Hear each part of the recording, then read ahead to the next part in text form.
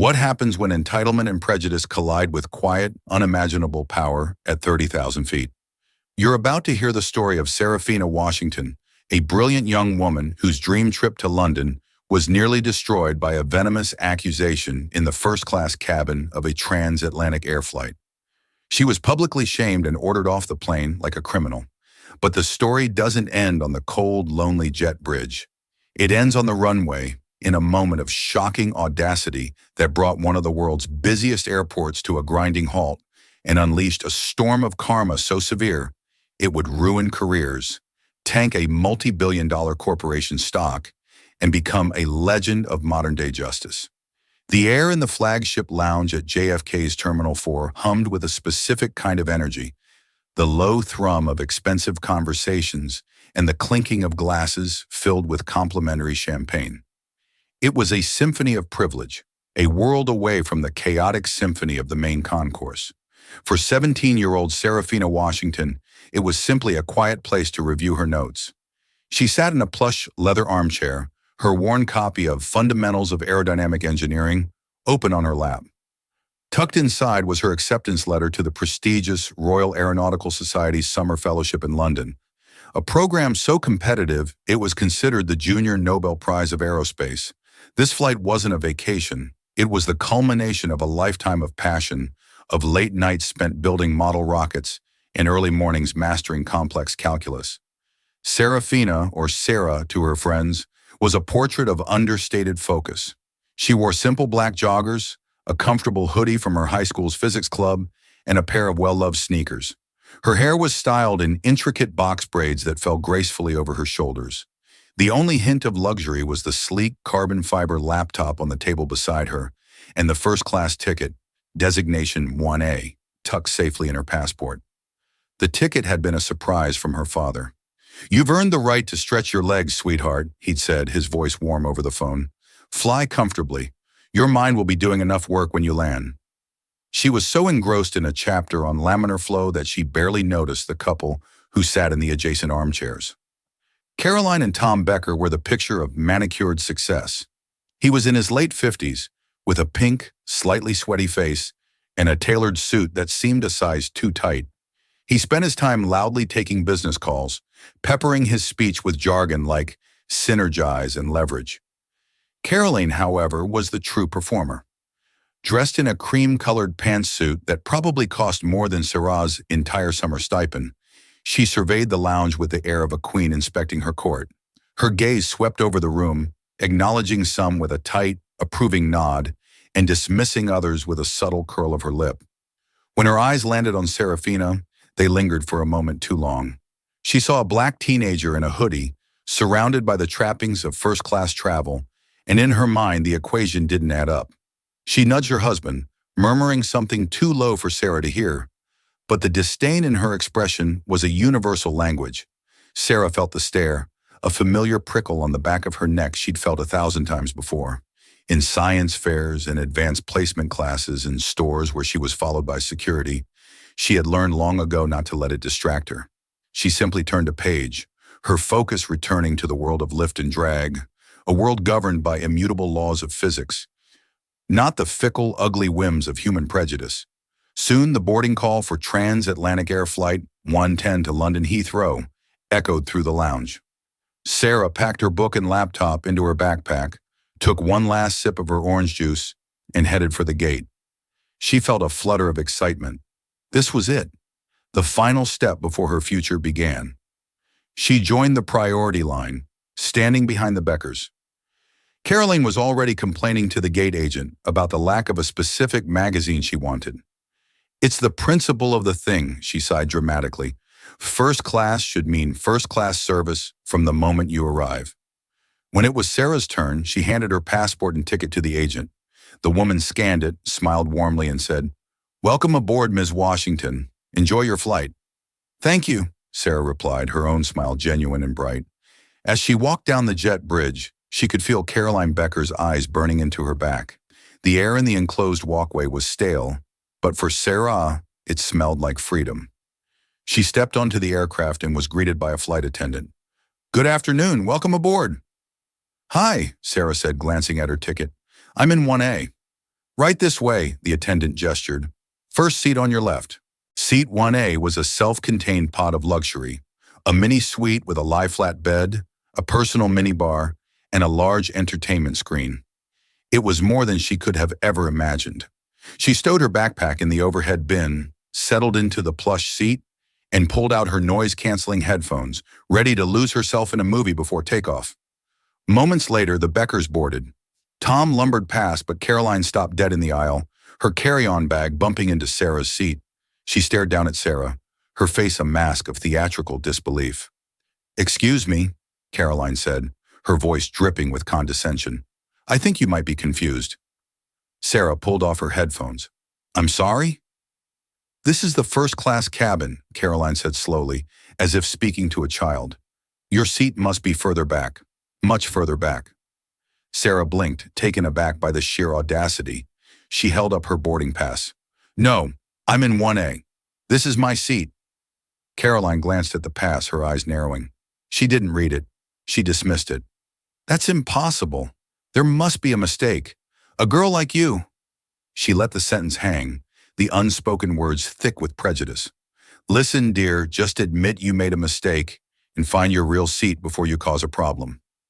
The calm, focused world Sarah had built around herself began to crack. "There's no mistake," she said, her voice quiet but firm. "This is my assigned seat." The confrontation had drawn the attention of the senior flight attendant, a woman in her 40s with tired eyes and a name tag that read, Brenda. "Is there a problem here, ma'am?" she asked, directing the question to Caroline. "Yes, there is," Caroline announced, her voice rising in volume, ensuring everyone in the cabin could hear.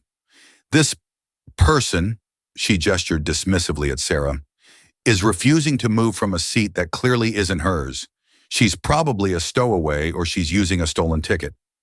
I demand you remove her." The accusation hung in the air, ugly and sharp. Stowaway. Stolen.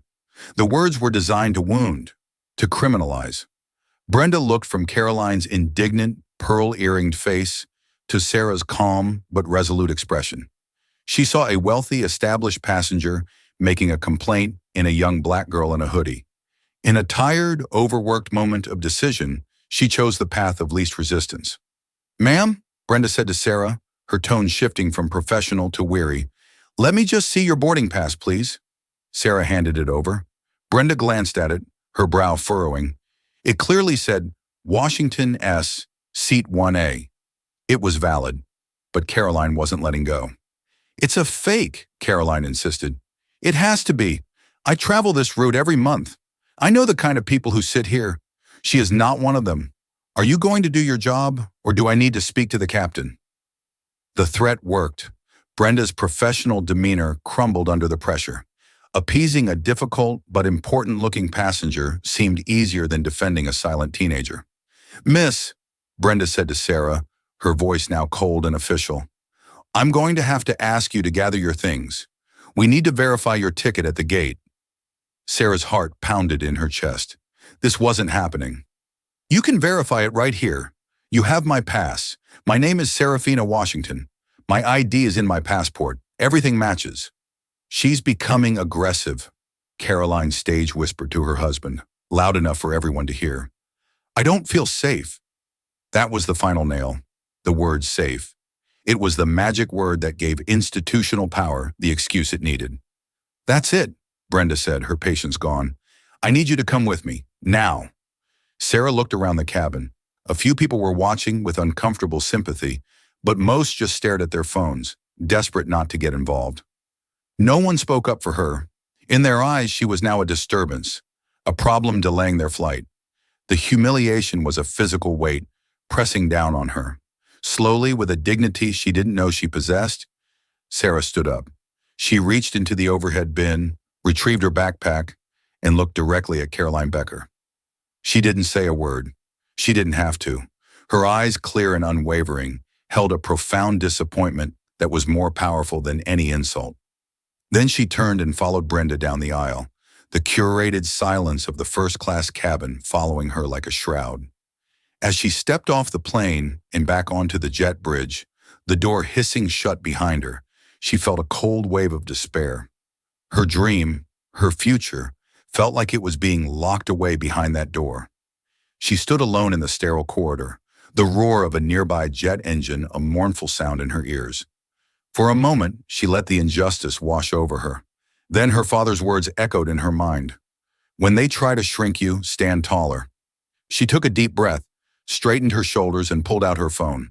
She scrolled to a contact simply labeled Dad. She pressed call. He answered on the first ring. "Hey, sweetheart, ready to take off?" Sarah's voice was steady, betraying none of the turmoil inside her. "Dad," she said, "we have a problem." The jet bridge was a sterile limbo between the world she was supposed to be in and the one she'd been cast out to. The muffled sounds of the airport, the distant boarding calls, the whine of ground service vehicles, seemed a universe away. Beside her, Brenda, the flight attendant, was speaking into her radio, her voice a clipped, official monotone. "Yes, the passenger is with me. We're holding at the gate. The captain has been informed." Sarah's phone was pressed to her ear. On the other end, the jovial tone in her father's voice had vanished, replaced by a silence so absolute it felt heavy. "What kind of problem, Sarah?" Robert Washington asked. His voice was dangerously calm. It was the voice he used in boardrooms when a billion-dollar deal was about to collapse. The voice that made seasoned executives sit up straight. "They kicked me off the flight," Sarah said, the words feeling surreal as she spoke them. "A woman in first class insisted my ticket was fake or stolen. She said I didn't belong there. The flight attendant and the crew sided with her. They've removed me from the plane to verify my ticket." She added the last part with a touch of bitter irony. There was another pause. Sarah could picture him in his office, a sleek, minimalist space overlooking the skyline of Austin, Texas. He would be standing now, his back to the floor-to-ceiling windows, his mind processing every permutation of the injustice. Robert Washington had built his empire, Ethereum Dynamics, from a garage startup into a global leader in aerospace and logistics technology. He'd done it by being 10 steps ahead of everyone else, by understanding that power wasn't about being the loudest person in the room, but the most prepared. "Did they give you a reason? An official one?" he asked. "The passenger said I was aggressive, and she didn't feel safe," Sarah relayed, the absurdity of it tasting like ash in her mouth. "I see," Robert said. The two words were colder than the void of space. "Sarah, I want you to listen to me very carefully. Do not get upset. Do not raise your voice. You have done nothing wrong. You are the most composed person I know, and you will remain that way." "Where are you right now?" "On the jet bridge. The gate agent is coming." "All right, tell me the airline and the flight number again." "Transatlantic Air, Flight 110 to Heathrow." "Okay, stay exactly where you are. Do not go back to the terminal. Do not engage with them any further than necessary. Just wait. I'm handling it." The line went dead. "I'm handling it." To anyone else, it might have been a simple, comforting phrase. To Serafina, who knew her father, it was a promise of seismic intervention. A moment later, a flustered-looking gate supervisor named David arrived. He avoided eye contact with Sarah, focusing instead on Brenda. "What's the situation?" "Captain's decision," Brenda said defensively. "Passenger dispute. We had a complaint of a disruptive passenger with a questionable ticket. Captain Miller wants her off so we can push back on time." David finally looked at Sarah, his expression a mixture of pity and annoyance. "Miss, I'm sorry, but we're going to have to rebook you on a later flight. We can't delay an international departure over a seating issue." "It's not a seating issue," Sarah stated calmly, channeling her father's energy. "It's an issue of your passenger in seat 2B making a false, racially motivated accusation, and your crew accepting it without any evidence." The directness of her statement made David flinch. "Now let's not make this about race," he started, but his voice lacked conviction. "What else would it be about?" Sarah countered. "My ticket is valid. My ID is valid. The only variable here is that a white woman didn't believe I should be sitting in a first-class seat, and your airline chose to believe her." Inside the plane, Captain Frank Miller's patience was wearing thin. He was a veteran pilot with 30 years of experience, a man who saw his job as a simple equation: get the plane from point A to point B safely and on time. Passenger squabbles were an irritating variable he preferred to eliminate quickly. "What's the holdup, Brenda?" He grumbled over the intercom. Is the girl off? She's off, Captain. Brenda's voice crackled back. The supervisor is with her now. Good, Miller said, turning to his first officer. Let's get the door closed. We're already 5 minutes behind schedule. He signaled to the ground crew to prepare for pushback. The heavy thud of the main cabin door closing echoed through the aircraft. Caroline Becker, sipping a glass of champagne that had been promptly delivered by a grateful-looking junior flight attendant, felt a surge of triumph. She had restored order. She had protected the sanctity of her exclusive space. Thank goodness that's over, she said to her husband, who was nervously wiping his brow. Some people have no shame. The entitlement. Her husband Tom just nodded mutely. He had a bad feeling about this. The girl, she hadn't been hysterical or loud. She had been unnervingly calm. It was the calmness of someone who knew something they didn't. On the jet bridge, Sarah watched the plane door seal shut. It was a final, definitive rejection. David, the supervisor, was already talking about compensation vouchers and booking options for a flight the next morning. Sarah wasn't listening. She was looking out the window, down at the bustling tarmac below. JFK was a city unto itself. Baggage carts zipped around like insects. Fuel trucks lumbered towards their designated aircraft, and planes from every corner of the globe taxied in an intricate, carefully choreographed ballet. The transatlantic Air 777 was now being pushed back from the gate, its massive engines beginning to spool up with a low, powerful whine. And then Sarah saw it. From a private hangar on the far side of the airport, another aircraft was moving. It wasn't a commercial liner. It was a private jet, but even from a distance, it was clearly something special. It was impossibly sleek, painted a matte gunmetal gray, with a single sharp silver stripe down its fuselage. It moved with a predator's grace. It was a Gulfstream G800, the latest and fastest long-range business jet in the world. On its tail was a subtle, stylized logo, a silver A that looked like a compass rose. The logo for Etherian Dynamics, her father's plane. It wasn't taxiing towards the private runway. It was moving with an alarming and deliberate speed towards the main taxiway, the one that Flight 110 was just entering as it prepared to join the queue for takeoff on runway 22R. David was still talking. And we can offer you a $300 travel voucher for the inconvenience? Sarah held up a hand to silence him. You're going to have a much bigger inconvenience in about 90 seconds. David looked at her confused. What are you talking about? Sarah just pointed out the window. That? On the ground, the air traffic control tower was a hive of controlled chaos. Transatlantic 110, the controller's voice droned. You are number 3 for departure. Follow the Emirates A380. Hold short of runway 22 right. Holding short of 22 right. Transatlantic 110, Captain Miller replied. He could see the runway now. Freedom. Just 2 more planes to go. Then a new voice cut through the chatter in the tower. A junior controller, his voice tight with panic. Tower, we have an unauthorized aircraft movement. A Gulfstream, registration November 77 Alpha Delta, is proceeding onto taxiway Charlie without clearance. The head controller swiveled in his chair. N77AD, identify yourself. You are not cleared for taxiway Charlie. Return to your stand immediately. There was no response from the Gulfstream. It didn't slow down. It didn't deviate. It continued on its path, crossing one taxiway and then another, a silver shark cutting through a school of whales. On board Flight 110, Captain Miller saw it too. What the hell is that guy doing? He muttered to his first officer. The sleek jet wasn't following any protocol. It was heading directly for the spot on the taxiway, right in front of them. In the control tower, panic was escalating into full-blown alarm. N77AD, you are creating a ground incursion hazard. I am ordering you to stop your aircraft immediately. The FAA will be notified. The Gulfstream ignored the frantic calls. With a final, smooth turn, it swung into position directly in front of the Boeing 777, its nose pointed at the bigger plane's cockpit. And then it stopped. It sat there, engines idling, completely blocking Flight 110 and the entire queue for New York's busiest international runway. Silence fell over the tower.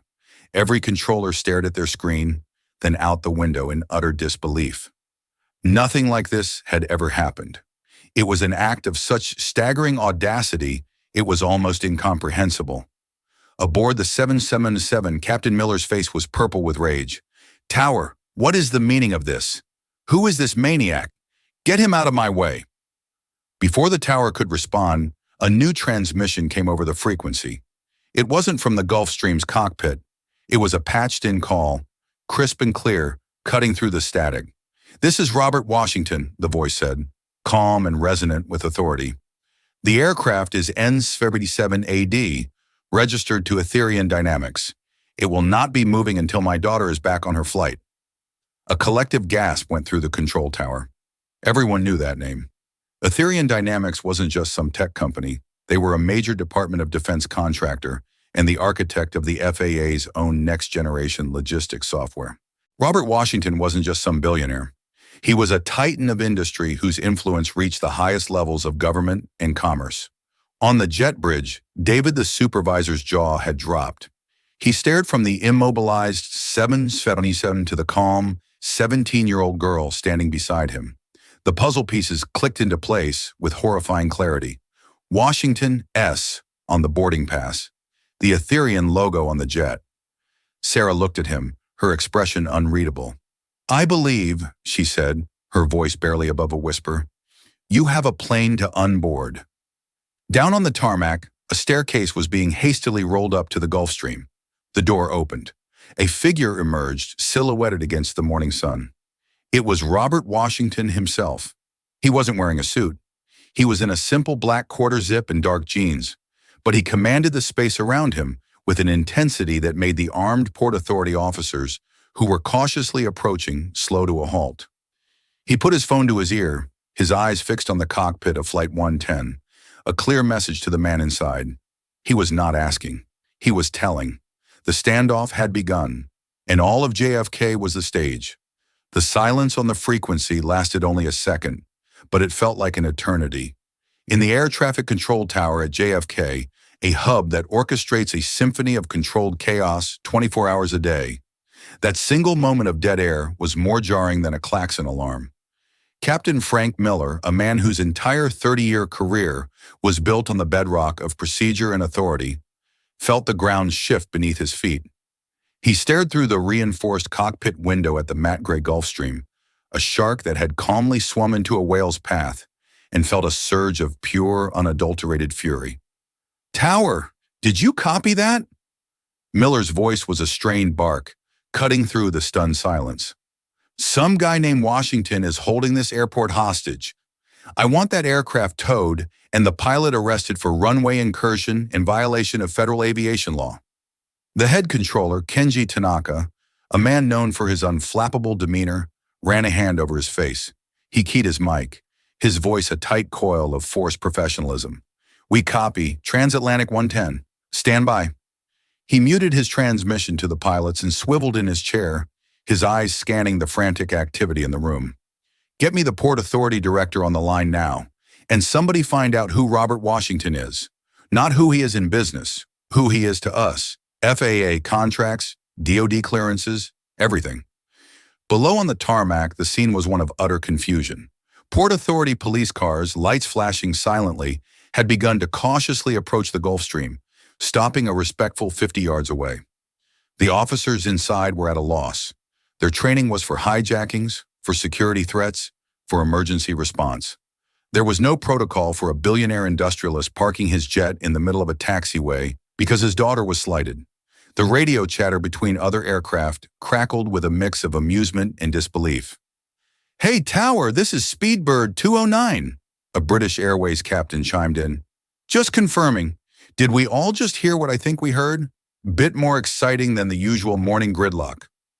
All aircraft, maintain radio silence unless it's an emergency," Kenji snapped, his patience fraying.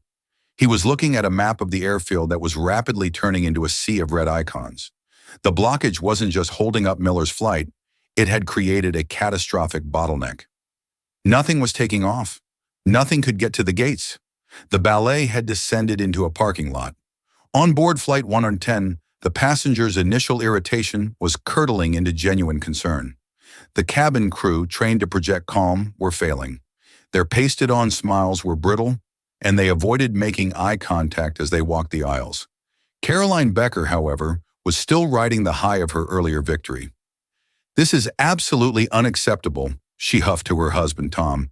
"First they let riffraff into the cabin, and now they can't even manage their own taxiways. When we land, I'm writing a letter. This airline is a shambles." Tom wasn't listening. The name Robert Washington had landed in his gut like a ball of ice. He was a senior VP at Viridian Logistics. For the past year, his entire division's focus had been a single, all-consuming project, a bid to become the exclusive North American logistics partner for Ethereum Dynamics. It was a company-making deal, the kind of contract that defined careers. Viridian had lost. The sting of that loss was still fresh. Tom knew exactly who Robert Washington was.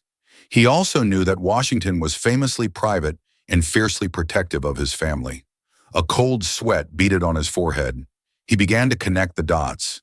The quiet, intelligent black girl, her unnerving calm, the last name Washington on her unseen boarding pass. No, he thought, it's a coincidence. It has to be. His denial was shattered by the young tech investor in row 5. The man had his phone pressed to the window, the camera's zoom maxed out. He was cross-referencing the jet's tail number, N77AD, with a public FAA registry. His gasp was audible several rows away. "It's him," the investor whispered, his voice filled with a strange reverence. "N077 Alpha Delta is registered to Ethereum. That's Robert Washington's personal G800. They call it the Arbitrator." The name Ethereum spread through the first-class cabin like a contagion. This wasn't just some angry rich passenger. This was a man whose company's software likely managed the very cargo sitting in their plane's belly. He wasn't just a guest in the system. In many ways, he was the system. Caroline heard the name and scoffed. Ethereum. So what? He can't just break the law.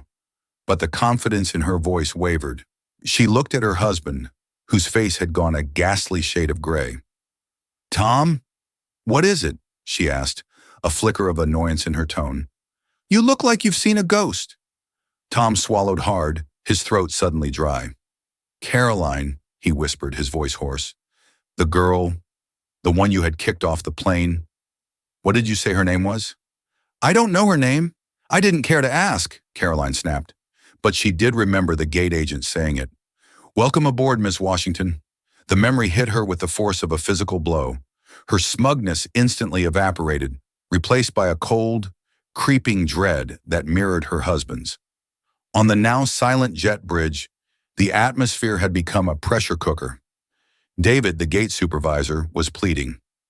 His career was flashing before his eyes, and he saw it ending right here in this sterile corridor. "Ms. Washington," he stammered, his palms slick with sweat. "Please, I am so sorry. We are all so sorry. There has been a catastrophic misunderstanding. We can get you back on board. We'll delay the flight. We'll do anything. Please, just make a call to the owner of that jet.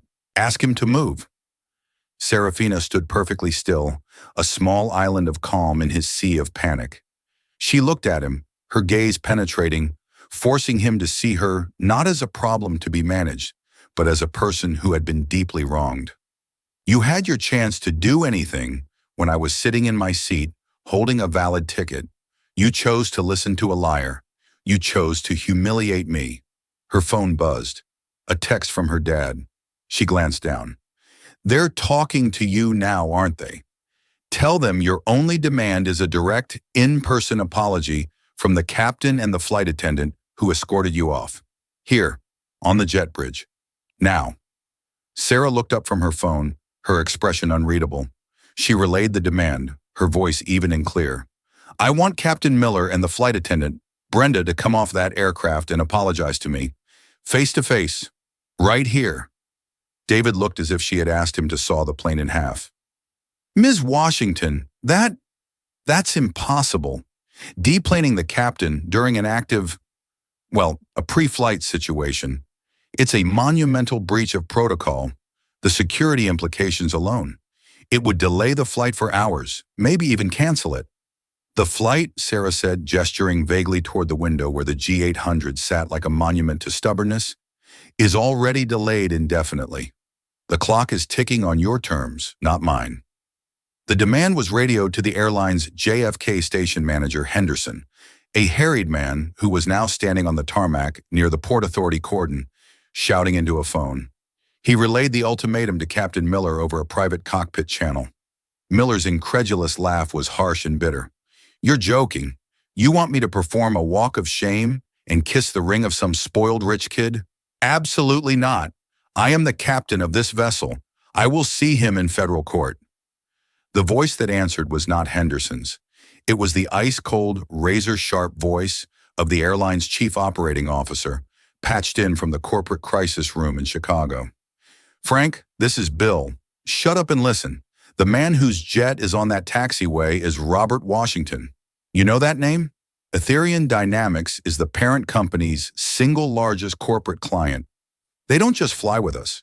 Their $5 billion global freight logistics contract accounts for 12% of this company's annual revenue. 12%, Frank.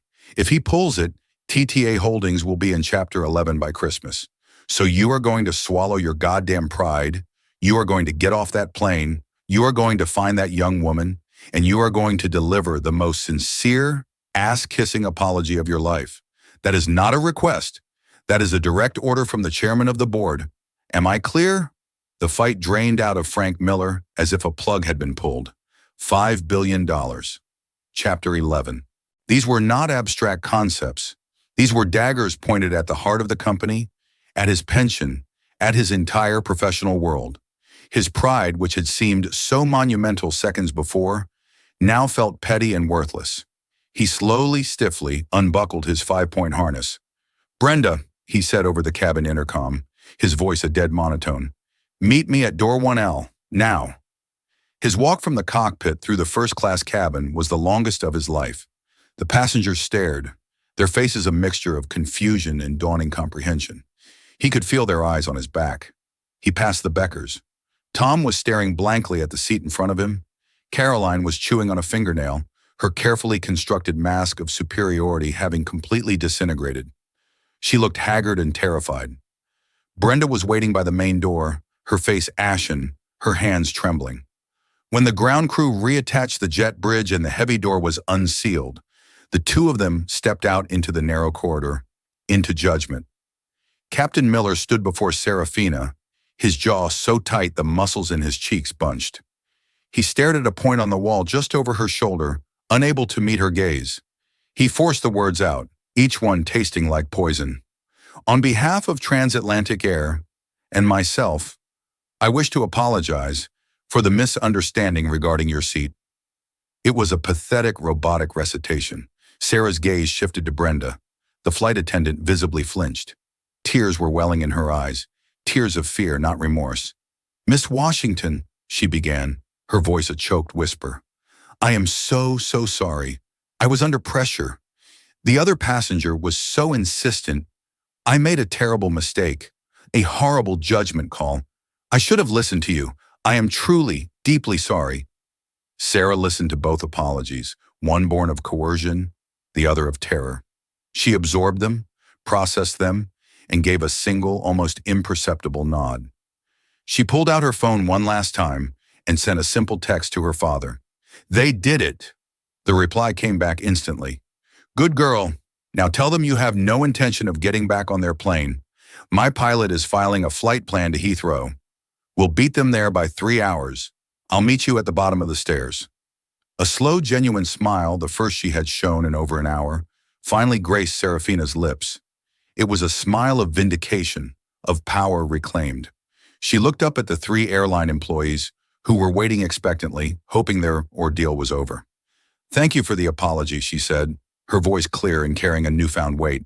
"You can go back to your plane now. I have alternative travel arrangements. I won't be reboarding." She turned her back straight and walked past their stunned, slack-jawed faces.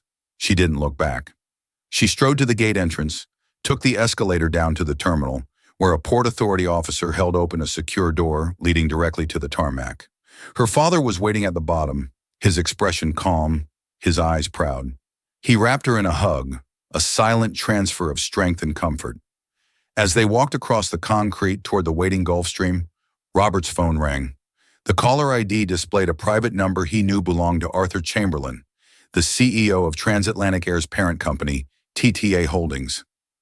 Robert answered, putting the call on speaker for Sarah to hear as they ascended the stairs into the jet.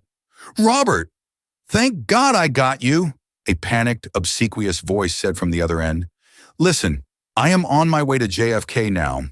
The crew members involved have been suspended. The captain will be fired. Whatever you want, it's yours. A lifetime of free first-class flights for you and your family, a public apology, a significant donation to a charity of your choice. Just please, for the love of God, tell me you'll reconsider the Ethereum contract." Robert paused at the top of the stairs and looked back at the pathetic scene. The immobilized 7-7, the flashing lights, the disruption that radiated out from this single point of injustice. "Arthur," he said, his voice as cold and clear as the air at 45,000 feet. "Your captain and your crew enabled a racist attack on my daughter, my 17-year-old daughter. This wasn't a customer service issue. It was a complete and total moral failure of your organization, from the flight attendant up to the captain, and by extension, to you. The contract is terminated. A press release detailing the grounds for termination, including systemic corporate culture that enables passenger discrimination, will be issued at the market open on Monday. I'd advise you to call your brokers." He paused. "And Arthur? I don't need your free flights. I have my own." He ended the call, leaving a CEO to contemplate the utter ruin of his company's stock price.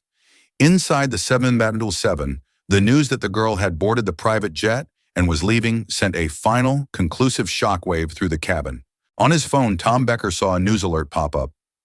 "JFK in chaos as tech billionaire Robert Washington stages on tarmac protest over daughter's mistreatment." And then his own phone vibrated violently in his hand. The screen lit up. Caller ID, Mark Cubitt, CEO, Viridian Logistics. With a hand that shook so badly he could barely control it, Tom answered the call. "Tom," his boss's voice was not a yell. It was a low, dangerous roar that promised destruction. "I just got a call from a board member. He's a close personal friend of Robert Washington. He told me a story about a woman on a transatlantic flight this morning who viciously harassed Washington's daughter and had her thrown off. A woman whose husband works for me. Tell me, Tom. Tell me that wasn't your wife." Tom couldn't speak. A strangled noise came out of his throat. "I see," the CEO continued, his voice dripping with venom. "Our company's reputation is everything. We are a logistics company. We trade on trust and good faith. And your wife just took a torch to it on the global stage. We're invoking the morality and public disgrace clause of your executive contract. You're fired, Tom, effective immediately. Security is on its way to your office. Don't bother coming back." The line went dead. Tom Becker stared at the black screen of his phone. His life's work, his career, his future, all of it had just been incinerated. He slowly turned his head to look at Caroline. Her face, once flushed with indignant triumph, was now a crumpled, tear-streaked mask of pure, unadulterated horror. The karma hadn't just knocked on their door. It had detonated a bomb in their living room, and they were standing at ground zero. The interior of the Gulfstream G800 was not what Sarah had expected. She'd imagined gaudy gold fixtures and overstuffed leather, the kind of excess flaunted in music videos. Instead, it was a flying command center, a reflection of her father's own mind, clean, functional, and ruthlessly efficient. The seats were ergonomic and upholstered in a subtle gray Alcantara. Polished carbon fiber surfaces held integrated screens displaying flight data, market tickers, and secure satellite communication links. It was less a luxury toy and more a tool. Her father settled into the seat across from her as the aircraft, now cleared by a terrified and overly accommodating JFK tower, began a powerful near-vertical climb into the sky. Below them, the transatlantic 757 was finally being towed away from the taxiway to a remote gate, a wounded beast banished from the herd. Its flight would eventually be canceled due to unforeseen crew-related issues, leaving hundreds of passengers stranded. They're offering to reroute your flight, ma'am, a shell-shocked gate agent told Caroline Becker hours later. There's a seat in economy on a red-eye through Dublin. The journey from a first-class suite to a middle-seating coach was a brutal metaphor for the free fall her life had just entered. As the G800 leveled off at 45,000 feet, cruising far above commercial traffic, Robert Washington turned his full attention to his daughter. "Talk to me, Sarah," he said gently. "How are you, really?" Sarah looked out the large oval window at the curvature of the earth, a sight that usually filled her with wonder. "I was just so humiliated, Dad, the way they all looked at me. Like I was nothing. Like I was a problem that needed to be erased so they could get on with their day. And for a second, I felt small. I felt like they were right." Robert reached across the table and took her hand. "Never let anyone make you feel small," he said, his voice firm. "What you felt wasn't your shame. It was theirs. You were just the mirror they were forced to look into, and they didn't like the reflection. Your poise, your refusal to break down. That was your power, Sarah. You won before I ever made a single phone call." He leaned back. "But for the record," he added, a wry smile touching his lips, "my phone calls do help." He was right. The fallout on the ground was immediate and catastrophic for those who had wronged her. By the time they were over the Atlantic, the story had gone viral. The tech investor's live stream, combined with a surreptitious video another passenger had taken of Caroline's initial tirade, was exploding on social media. Justice for Sarah and Fly the Prejudiced skies were trending worldwide.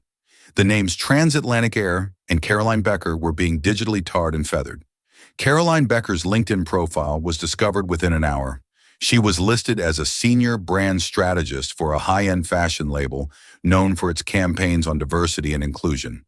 By noon, her employer had issued a statement. "Ms. Becker's alleged behavior is in direct opposition to our company's core values. She has been suspended without pay, pending an immediate and thorough investigation." The suspension was a formality. She was fired by email before Sarah and Robert had even finished their in-flight meal. Tom Becker was already a ghost at his company. His corporate photo and bio were scrubbed from the Veridian Logistics website before he'd even collected his personal effects from his office. The message from the corporate world was swift and brutal. Proximity to this kind of public relations disaster was radioactive. For Transatlantic Air, the nightmare was just beginning. Robert Washington's press release hit the wires at 9:30 a.m. ST on Monday, precisely at the opening bell of the New York Stock Exchange. It was a masterclass in corporate warfare. It didn't just announce the termination of the Ethereum contract. It detailed, in precise, unemotional language, the incident of systemic bias and passenger discrimination that led to the decision. The market reacted with savage speed. Transatlantic's parent company, TTA Holdings, saw its stock price plummet. It dropped 15% in the first hour, erasing over $2 billion in market capitalization. Analysts on financial news networks were not kind. "This isn't just about one lost contract," one said grimly on Bloomberg TV. "This is about a catastrophic failure of corporate culture. Ethereum was their rock. Who else will want to do business with them now?" Captain Frank Miller and senior flight attendant Brenda were fired. Their careers in commercial aviation were over. Miller tried to sue for wrongful termination, but the union dropped his case when the internal report, including witness statements from other first-class passengers who confirmed Sarah's version of events, was leaked. Brenda disappeared from public life, her name forever linked to the incident. In a way, Sarah felt a pang of pity for her. Brenda hadn't been the source of the hate, just its weak-willed enabler. A reminder that prejudice thrives not just on malice, but on the cowardly silence of bystanders. 5 hours after leaving JFK, the Gulfstream began its smooth descent into London's Farnborough Airport, the premier private aviation hub in the UK. They had, as promised, arrived hours ahead of the original flight's scheduled landing time. A black car was waiting on the tarmac to take them directly into the city. As they drove through the English countryside, Sarah looked at her father. "Was all that necessary, Dad? The jet, the stocks, everything?" Robert looked out the window for a moment before answering. "When I was your age, I was the only black kid in my university's engineering program. I had a professor tell me I should consider a different field, that I wasn't suited for the complexities of the subject. He didn't think I belonged. He turned to her. I didn't have anyone to call. I didn't have a jet. I had two choices. Let his prejudice define my limits, or work so hard and become so successful that my achievements would be undeniable. I chose the latter.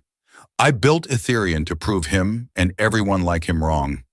I built it so that my daughter would never have to shrink herself to fit into their small-minded world. He smiled. So to answer your question, yes, it was necessary. Not for revenge, Sarah, for a course correction. Sometimes the system is so broken, you can't fix it from the inside. You need a shock from the outside to force it to reset. What happened today wasn't about our family's power. It was about showing them the power of a single, dignified young woman who refused to be broken.